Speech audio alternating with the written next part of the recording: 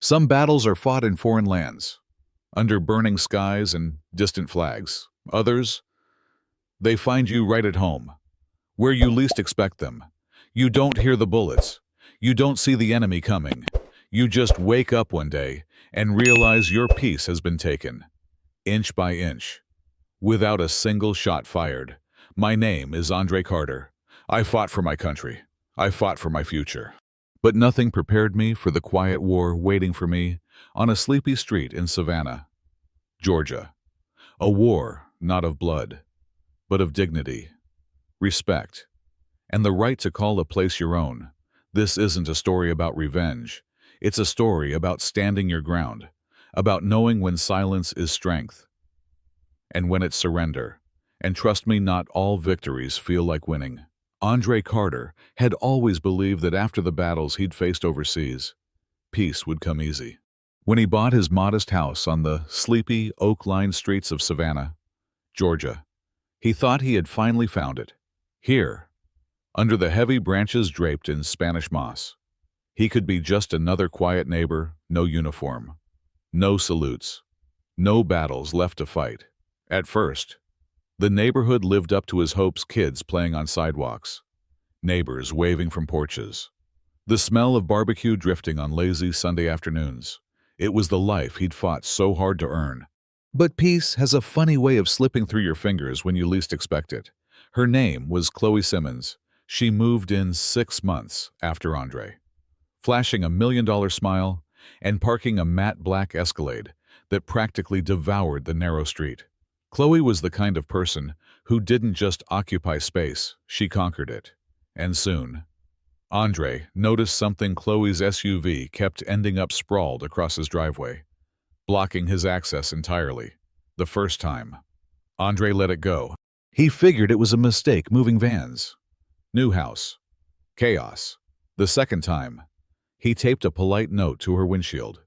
A small thing that simply said, "Please, don't block the driveway. Thank you." The third time, Chloe tore the note in half right in front of him. "Relax, soldier boy," she sneered, loud enough for a few neighbors to hear. What's a few feet of concrete between friends? Andre's fists clenched at his sides. He had spent years learning how to control his temper under the worst conditions imaginable. A neighbor with too much perfume and too little respect wasn't going to break him, or so he thought. Because it didn't stop. It escalated. Chloe began mocking him openly, taking selfies in front of his blocked driveway, captioning them on Instagram with hashtags like #driveway drama and the triggered vets. The posts went semi-viral in their small online community, drawing mocking comments from people who had never even met him. Andre felt the familiar edge of anger tighten in his chest. Not the blind rage he once fought overseas, but a slow, simmering burn. It wasn't just disrespect anymore. It was humiliation, targeted, public, and the worst part? He felt trapped. Calling the police would make him look petty. Filing a complaint with the Homeowners Association would drag his name through even more community gossip. He had escaped 1,000 dangers abroad, only to find himself cornered by a smiling, well-connected neighbor who knew exactly how far she could push without crossing a legal line. Inside his quiet home, surrounded by medals and old photographs that no longer comforted him, Andre made a decision. If Chloe wanted a game, he would play, but on his terms. He stared out his window at her SUV parked smugly across his driveway yet again, the streetlights glinting off the polished metal like a slap in the face. There were battles you fought with fists, and there were battles you fought with strategy. Andre Carter was about to remind Chloe Simmons that even wars of silence had their veterans. Andre didn't waste time. 2 days after Chloe's latest stunt, a boozy house party where guests thought it was hilarious to take selfies sitting on his front porch swing, Andre knew that polite requests and passive patience had long expired. He called an old friend from his Marine days, Mason Torres, now running a canine training academy outside the city. When Andre explained the situation, Mason laughed, but it wasn't mocking. "You don't need a fight, Dre," Mason said. "You need a wall. What kind of wall? Andre asked. The kind that breathes, Mason replied. Later that afternoon, Andre met Ranger, a Belgian Malinois, built like a coiled spring, eyes sharp as razors, muscles rippling under a short tan coat. Ranger wasn't just a dog.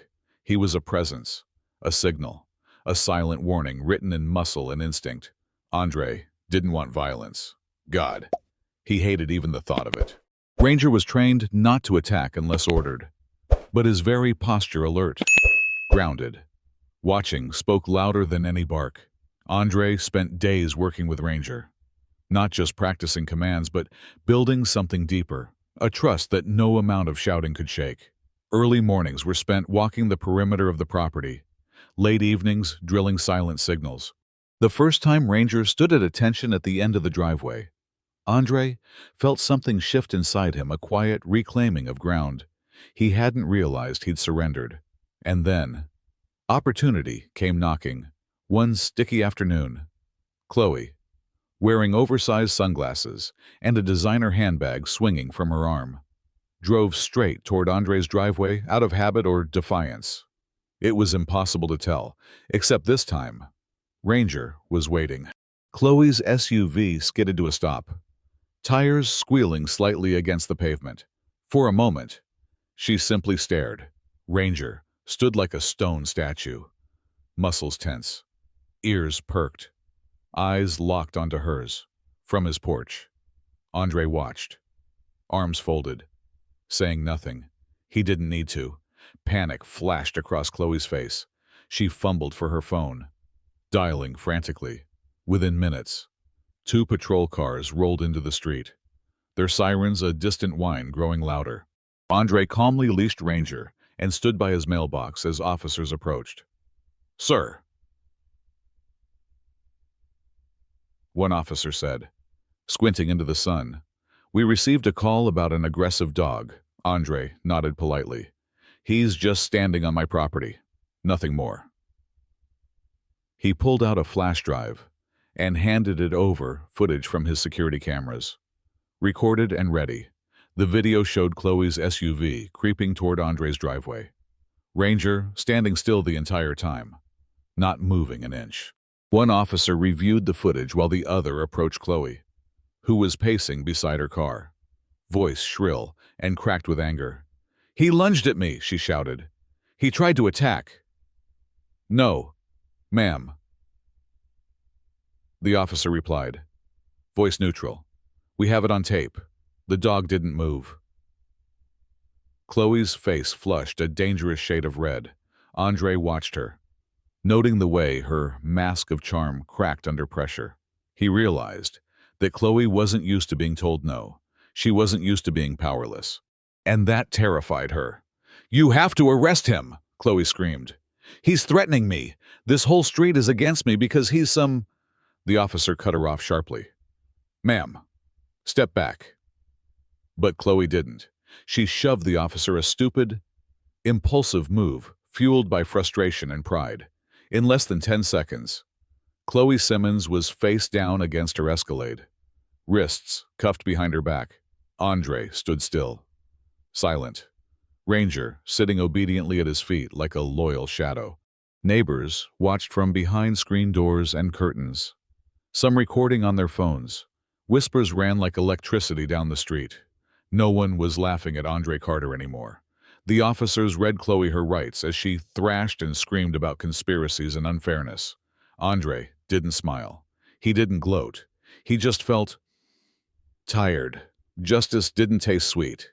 It tasted hollow, bitter, like something long overdue that still didn't fill the space where trust used to live.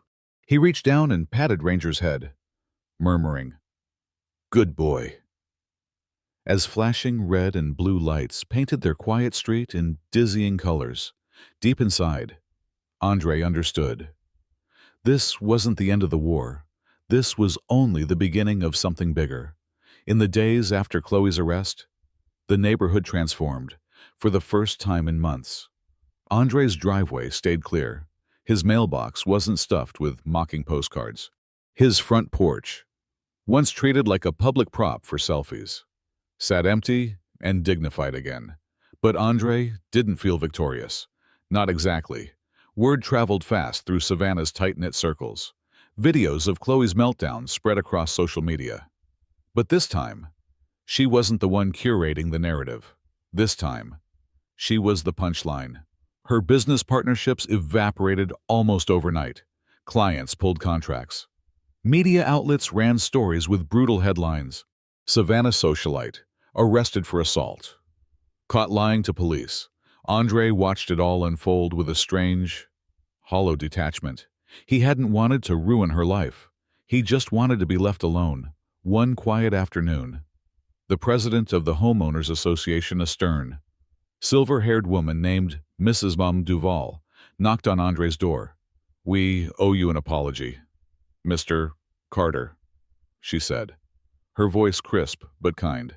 "We saw what was happening. We didn't act. We failed you as neighbors." Andre nodded once, not trusting himself to speak. It wasn't about apologies anymore. It was about what you let happen when you stayed silent. At a special HOA meeting, held in the echoing community clubhouse, Chloe's membership was officially revoked. She was ordered to sell her house within 60 days or face legal action from the association itself. She didn't fight it. She didn't even show up to the meeting.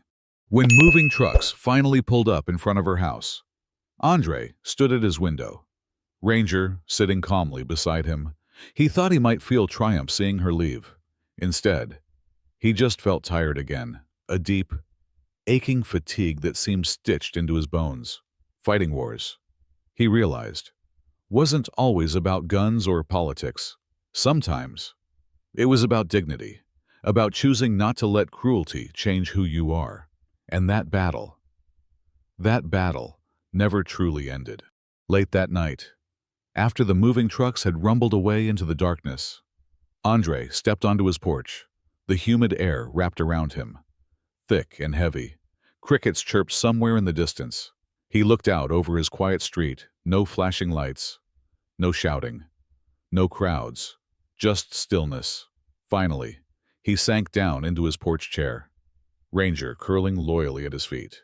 Andre tilted his head back, staring up into the endless Georgia sky. For the first time in months, he let himself breathe all the way out. Not a victory, not a defeat, just peace, the hard-won kind, the kind you didn't find, the kind you made.